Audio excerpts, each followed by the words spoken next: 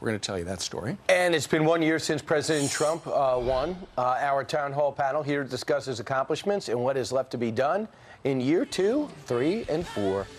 And overseas, you see how it's respected in the Middle East. You saw a lot of the pushing and pulling in Europe, but now it seems the friendships might be taking root.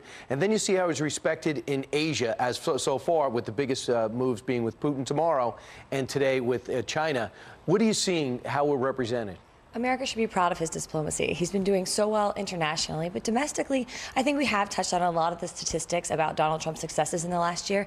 I think him being elected, the big thing there was his election was a rejection of elitism, whether it's elitism in the media, whether it's liberal elitism in general. And you know what this is telling people? We did want to change. Donald Trump was that breath of fresh air in the broken system, and there are so many statistics to back this up. We just touched on unemployment is at a 17-year low. Housing prices are 6.1%. higher than they were in August. Right. So the numbers tell a different story, and we do need some of those legislative things to happen, and I think they will, and we're looking towards that. Lauren, you comfortable with him taking on Republicans? And on the anniversary of the president's historic election, that town hall panel here to react to a year of Trump.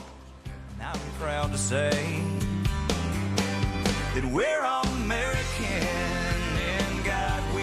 It has been exactly 1 year since President Trump's historic victory over Hillary Clinton. And once again, we have convened a town hall panel to talk about where we stand. Good morning to all of you. Good morning.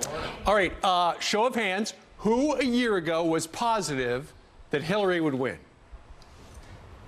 A little more than half of you. All right, who predicted that Donald Trump was going to win? Only 4 of you. All right, who is pleased with year 1 of the Trump administration? All right. Erin, let's start with you. Why? Well, I think, look, we need to do some things on regulations, right? In terms of, we've already reduced the cost of regulations, but in terms of legislation, we do need to get some things done. But if you look at some numbers, he has made some really, really great accomplishments. Just on his own without the help of Congress. Absolutely. It's been totally unilateral. For example, the Dow has had 72 closing highs since President Trump took office. 72. Our most recent was on November 3rd, and that was the all-time high. Merger and acquisition transitions totaled $1.2 trillion since he took office. So our economy is surging.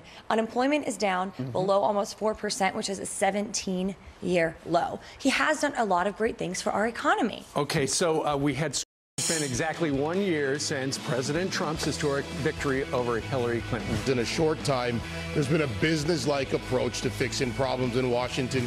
Donald Trump was that breath of fresh air in the broken system.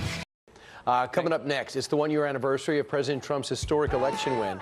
Our town hall is back again, fresh off an appearance on Facebook Live, to talk to you live in just a matter of moments.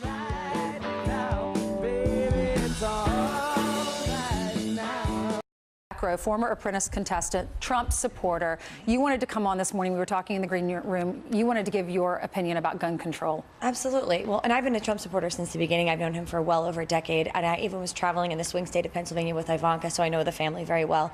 And gun control is something that they're passionate about. The issue that we just saw in Texas, by the way, gun control would have done nothing to protect us there. The people that were supposed to protect us, our government, did nothing. They failed. The Air Force was supposed to register this man, who I won't even mention his name, and he would not have been able to obtain a gun, but guess what? He obtained a gun. The statistics show that 70% of mass shootings end in under 5 minutes, but the police response time is 11 minutes. So we need good people with guns to help as well. 2 people that haven't talked. Lauren